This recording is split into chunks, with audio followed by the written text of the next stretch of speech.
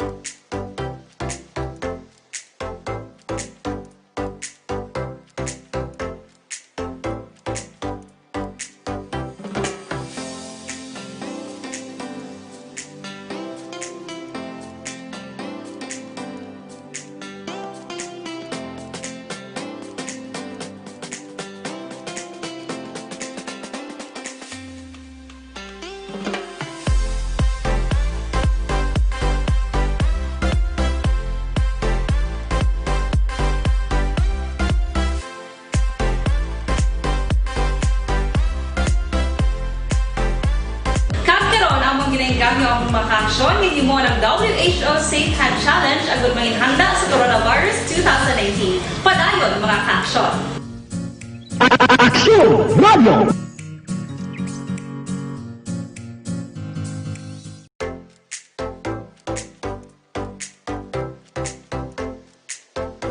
Mga kaaksyon, madamo sa naglaylay na pamaagi at protektahan ang imong kaugalingon batok sa novel coronavirus 2018 o ng COVID-19. Isa sa mga pinaka-importante ang regular, safe, and effective hand hygiene gamit ang habon kag tubig o ng alcohol-based hand rub. Yan ang proseso sa paghugas ng gamot na rekomendado sa World Health Organization.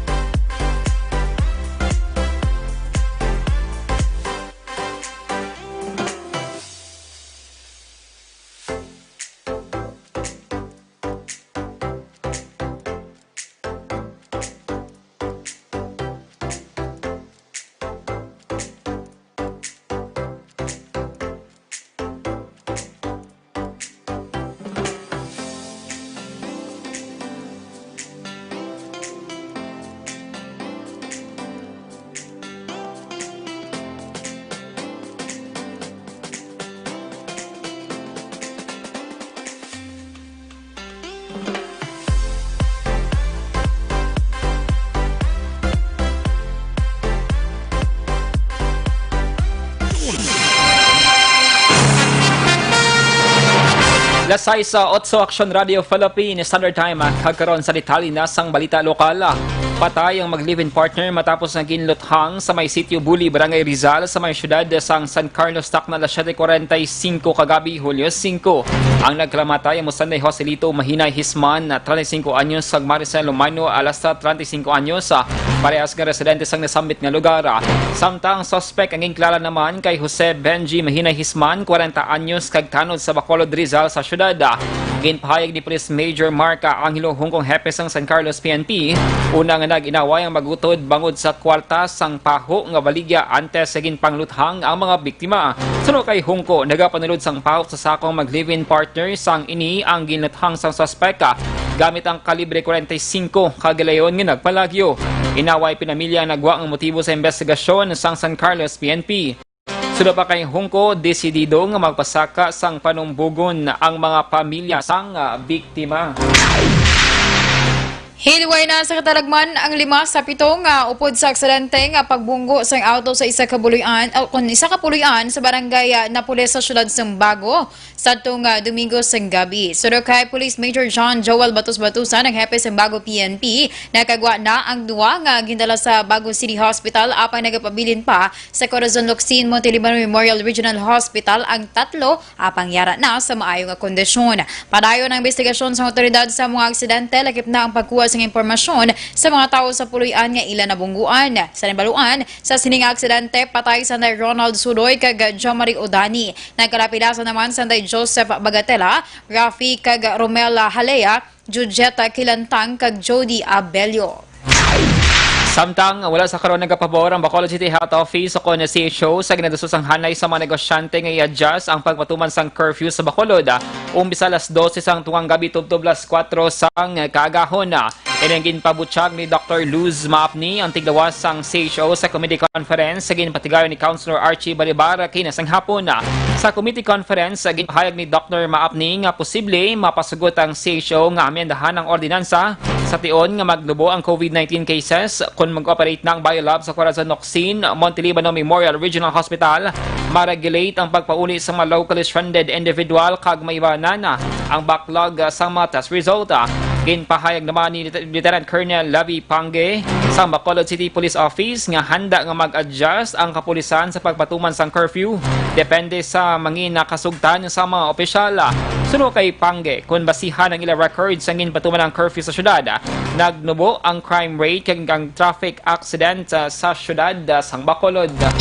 So maybe if we could have the Corazon Locsin facilities operational and we have now less backlog of the number of results coming in, then we will see about how we go about. Okay. Dapat yan si Dr. Luz Maapni ang tiglawas sang Bacolod City Health Office.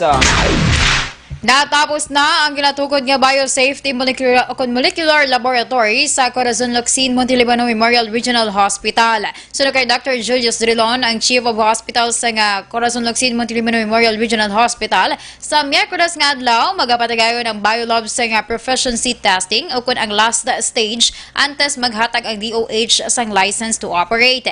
Ginpatag ni Drilon sa proficiency testing ang Research Institute for Tropical Medicine ang maghatag sang 5 ka samples kag ini ang itest sa RT-PCR machine sang laboratorio para mahibaluan kung ang specimen ang positibo o kung negatibo sa virus. Dugang pa ni Drilon, sarang maka-accommodar sa biolab ang isa kagatos ka mga swab samples sa kada adlaw. Sa Hulyo 10, target nga maging operational na ang laboratorio.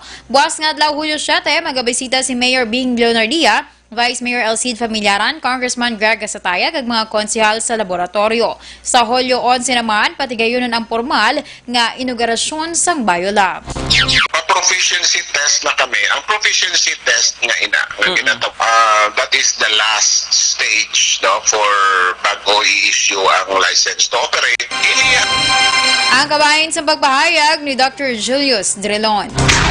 Sa dugang nga balita lokal, nagpasasag resolusyon ng Progressive Alliance of Capital Employees sa CONPACE sa suportahan ng reforma ginapatigayon sa gobyerno probinsyal. Pagi kay Governor Bong Lacson, pati na sa Jenesining Banse Negrense. Sa duwa kapahina nga resolusyon sang PACE ang inaprobahan sang ila siyam ka mga opisyal sa Board of Directors regular meeting sa itong Hulyo 2. Ginpahayag sang grupo nga ila ginasuportahan ang reforma sa nagkalinlain nga mga departamento kag opisina para mapaayong pag-deliver sang public services. Una diri duwa ka mga department heads ang ginpaidalam sa 60 kadlaw nga preventive suspension samtang ginaimbestigahan sa kaso administratibo. May 8 man ka mga empleyado lakip ng 4 ka mga abogado sa Provincial Legal Office ang ginserbihan man sang show cause orders bangon sa ginaligara, pagpatumbaya sa duty, absences kag pagtamper sa daily time records. Nagpatigayon man sang door-to-door payout ng Department of Social Welfare and Development sa Western Visayas sa dugang nga mga beneficiaryo sang Social Amelioration Program sa bulig sang Pantawid Pamilya Staff. Sa Facebook page sang DSWD Region 6, ila ginehemplo ang 89 anyos nga si Ninita Arquilola sang Barangay Avila Buenavista, Guimaras nga personal ginkatuan kay ginhatagan sang 6,000 pesos nga SAP. Si Arquilola nga social pensioner ang isa lamang sa mga beneficiaryo nga person with disability. Ini nga payout ang kabahin sa unang nga batch sa additional SAP beneficiaries o kung mga left-out families nga ginpanagtag sa 21 ka mga lugar sa Western Visayas. Una sa balita, una sa aksyon.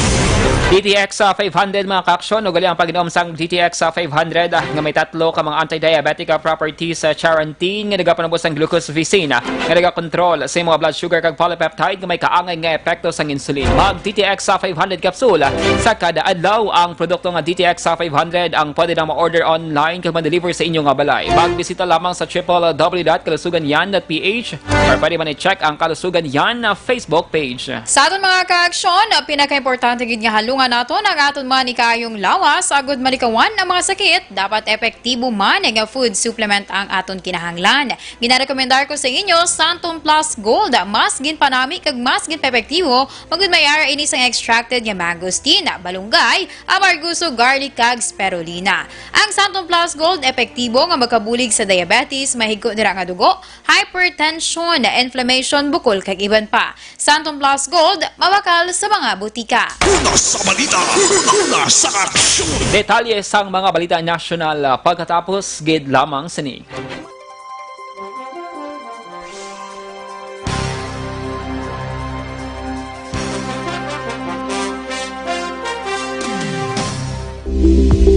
Ito ka mga importante nga mapamagi agud mapungga ng paglaptas ang coronavirus disease 2019 o kung COVID-19 sunod sa World Health Organization o kung WHO. Una, ugalion na masami nga pagpanghugas ang kamot agud mapasigurong katinlo sa kaugalingon. Ikadua, likawan man ang masami nga pag-uyat sa ilong kamot kag baba. Ikatatlo, tabunan sang tisyo kon kamot ang baba kon ginaubo. Ikaapat, likawan ang pagpadulong sa mga lugar nga masami ginatipunan sang publiko. Ikalima, magtiner sa puluyan kung hindi mayong kondisyon sang lawas ilabi na kung nagabatyag sang hilanat kag ubo. Ikaanom, kung naga-eksperyensya sa hilanat ubo o kung kabudlayan sa pagginawa. Gilayon nga magpakonsulta kung magpangayo sang panugyan gikan sa isa ka doktor. Ikapito, tingwaan nga mangin updated sa balita kag mga impormasyon angot sa COVID-19.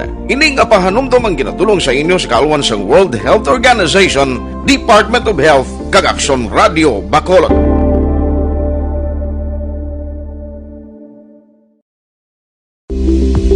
Ito ka mga importante nga mapamagi agud mapungga ng paglaptas ang coronavirus disease 2019 o kung COVID-19 sunod sa World Health Organization o kung WHO. Una, ugalion na masami nga pagpanghugas ang kamot agud mapasigurong katinlo sa kaugalingon. Ikadua, likawan man ang masami nga pag-uyat sa ilong kamot kag baba. Ikatatlo, tabunan sang tisyo kon kamot ang baba kon ginaubo. Ikaapat, likawan ang pagpadulong sa mga lugar nga masami ginatipunan sang publiko. Ikalima, magtiner sa puluyan kung hindi mayong kondisyon sang lawas ilabi na kung nagabatyag sang hilanat kag ubo. Ikaanom, kung naga-eksperyensya sang hilanat ubo o kung kabudlayan sa pagginawa. Gilayon nga magpakonsulta kung magpangayo sang panugyan gikan sa isa ka doktor. Ikapito, tingwaan nga mangin updated sa balita kag mga impormasyon angot sa COVID-19. Ining apahanumdom ang ginatulong sa inyo sa kaluan sang World Health Organization, Department of Health kag Aksyon Radio Bacolod.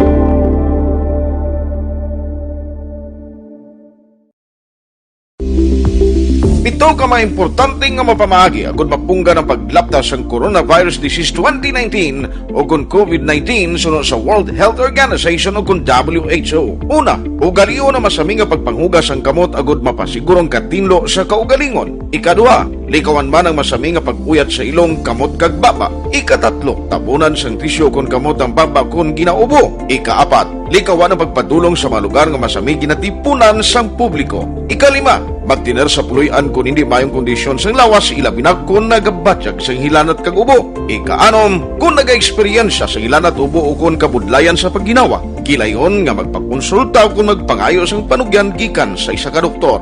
Ikapito, tingwaan nga mangin updated sa balita kag mga impormasyon angot sa COVID-19. Ining apahanumdom ang ginatulong sa inyo sa kaluan sang World Health Organization, Department of Health kag Aksyon Radio Bacolod.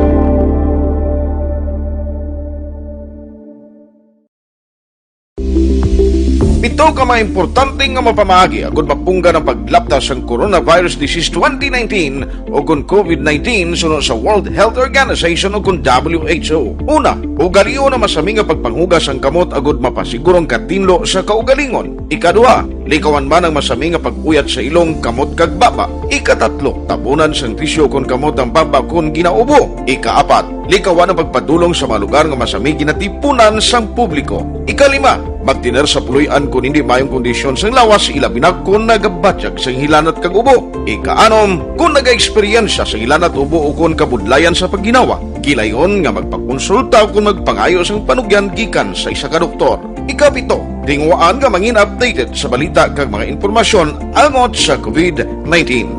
Ining apahanumdom ang ginatulong sa inyo sa kaalwan sang World Health Organization, Department of Health kag Aksyon Radio Bacolod.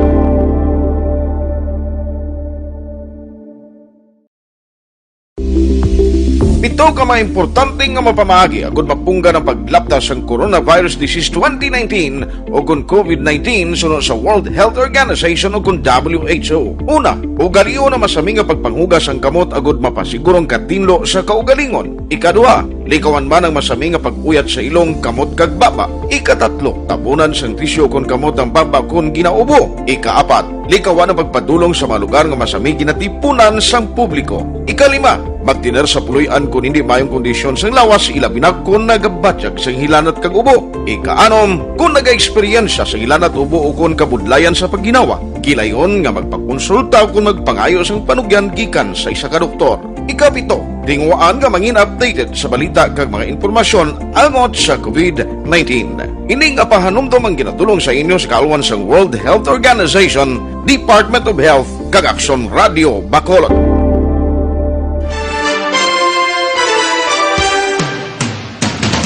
Lasay sa 21 Aksyon Radio Philippines Standard Time kakaroon sa detalye na sang balita nasyonal. Ginpasakaan sing kaso kriminal ang Philippines sang Philippine Coast Guard ang mga crew members ng MV Vienna Wood nga mong nakabunggo sa fishing vessel sa mga mangingisda nga Pinoy nga mong FV Liberty 5 sa bibayon nga sakop sang Occidental Mindoro nagligad nga semana. King kompirmar sang PCG ang kaso nga reckless imprudence resulting in multiple homicide kag damage to property batok sa shipping company, master kag officer sang Hong Kong registered bulk carrier. Sunod kay PCG spokesman Commodore Armand Balilo, ang kaso ng ginpasaka sa Provincial Prosecutor Office agud may baluan kung may probable cause. Sunod kay Balilo, si PCG Station Commander of Occidental Mindoro Lieutenant Valerie Lagua among complainant kag nagtestigo naman ang mga PCG personnel, responder kag mangingisda.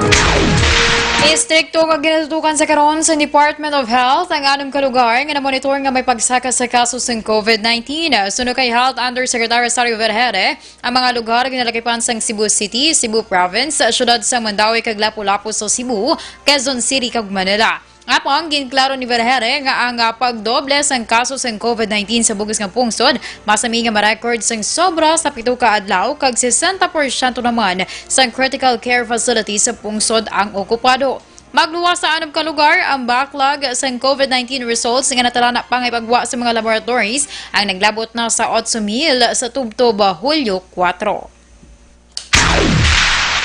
Samtang ginapaabot ni Philippine National Police Chief General Archie Gamboa nga ibiyahe bakal sa Camp Kraming siyam ka mga pulis nga involvado sa hulo-sulo shooting incident subong nga semana.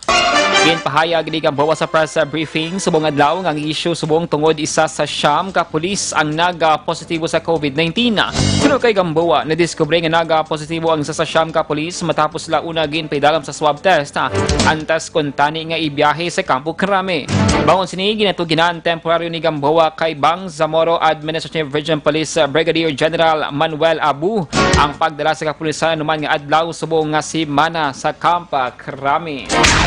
I-review kag i-improve sa matagas ng opisyal sa pulis kag militar ang existing operational procedures agon yung mapunggan nga masulit pa ang insidente nga involvado ang pulis kag militar sa ground kangay sa natabo sa hulo-sulo nagligad nga semana. Sunod kay PNP Chief General Francisco Gamboa, kabahin sa meeting ang paghimo sa Board of Inquiry o kon BOI nga ginabugusan sa pulis kag military officials nga mag-umpisa sa pag-review sang existing policies, ilabi na kun koordinasyon ang paghahambalan. Dugang pa niya Gamboa ang BOI hindi magapangusisa sa hulo incident nga nagresulta sa kamatayon sang 4 ka mga soldado tungod ang investigasyon ginauyatan sang National Bureau of Investigation o NBI. Para panagambawa, dako ang mabulig sa pag-improve sa operational procedures sa tunga sang pulis kag militar, ilabi na sa pagtutok sa dalako nga grupo kaangay sang komunista nga rebelde kag terrorist groups. Una sa balita, una sa aksyon.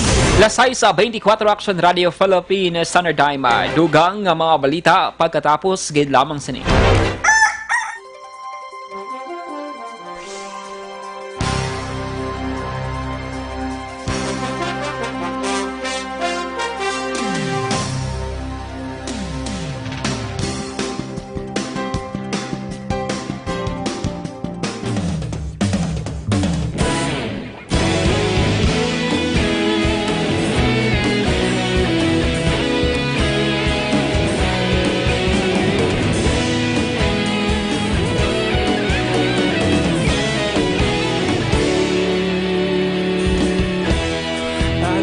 Banwa, mabugnaw nga hangin nagadapyan na ikaw nang ginapamatian namon ginasandigan.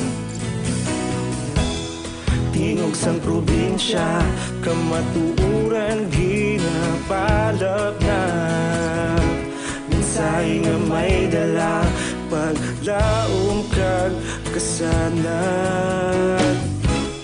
Tinuig na nagligan, ikaw gihapon ang ako nga istasyon sa pagbudlak sang adlaw sa pagtuhaw sang biton. Mga balita nga may dala inspirasyon, aksyon radyo, bakolod man sa gihapon. Padayon aksyon radyo, bakolod saludo sa imo. Padayon aksyon radyo, salamat sa pagserbisyo. Patas kag balanse, matuod nga mensahe, wala sang hinadang piligan. Padayon aksyon radyo.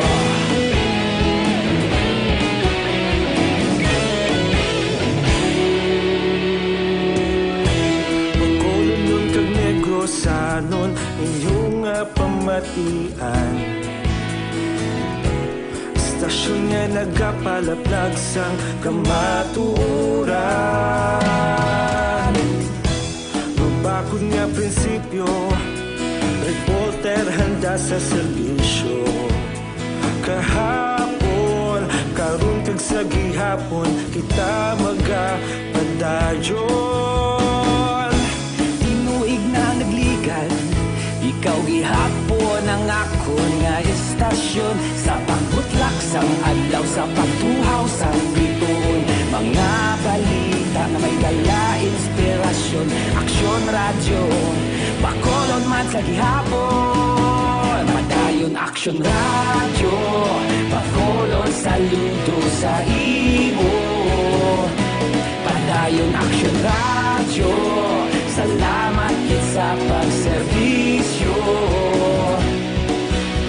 Patas kag balanse, matuod na mensahe, wala sang hinadang piligan. Padayon aksyon radyo. Una sa balita, una sa aksyon, sa bakalod aksyon radio. Una sa balita, una sa aksyon, sa bakalod aksyon radio. Ikaulog na ngay, sa bisan anong kaintangan. Responsable na pagbalita, pagdayon na ipalak na. Malasig pero sigurado, aksyon na may dala pagpalanggan.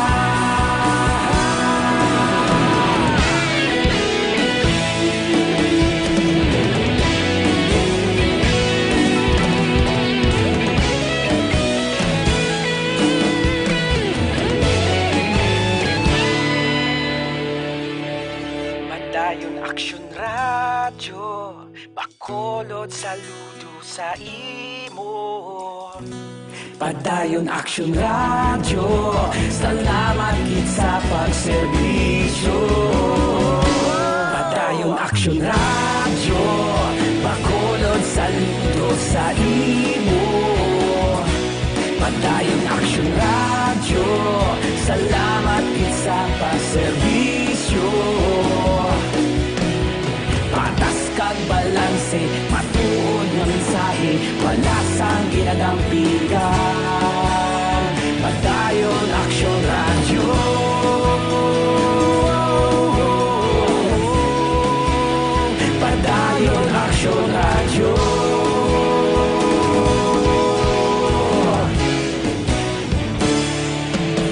ngayon, Aksyon Radio!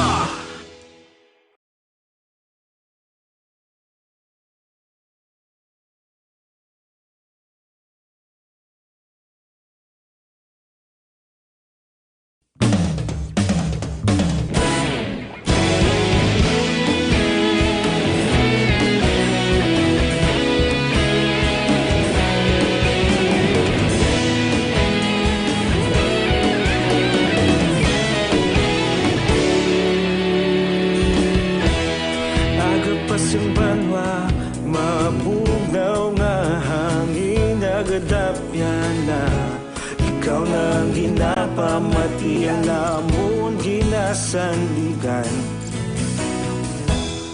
Tingog sang probinsya, kamatuuran ginapalap na minsay nga may dala, paglaom kag kasanag.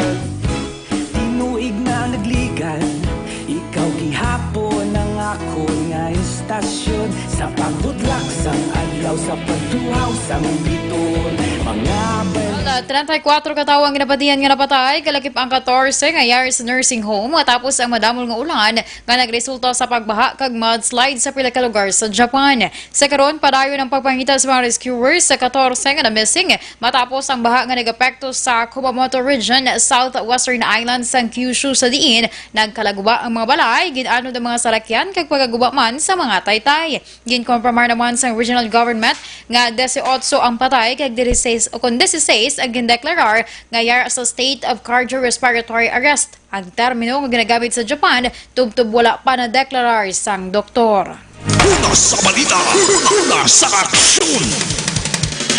Sa sports, balita again papanaugan sang penalidad sa Barangay Ginebra veteran player Japet Aguilar kag rain or shine rookie Adrian Wong matapos na nadakpan nga nagbayolar sang General Community Quarantine akong GCQ protocol.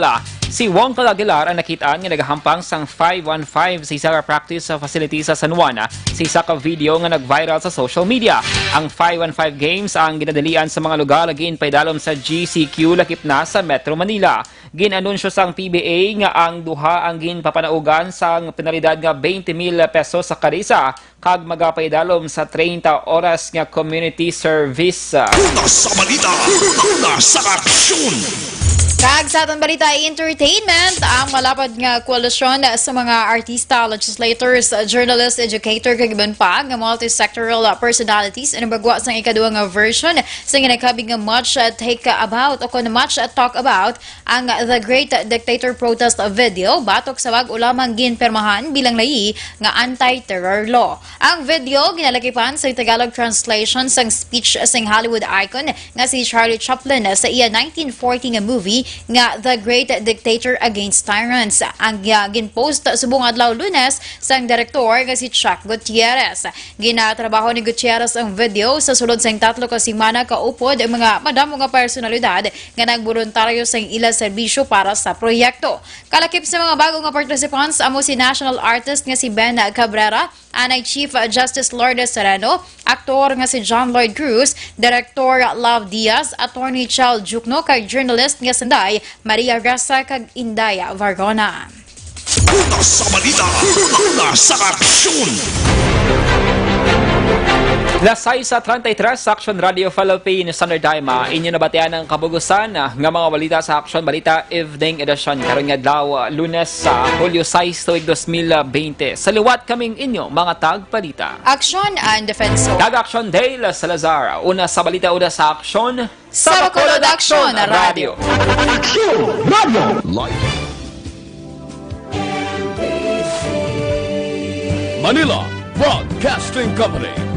Sa balita, komentaryo,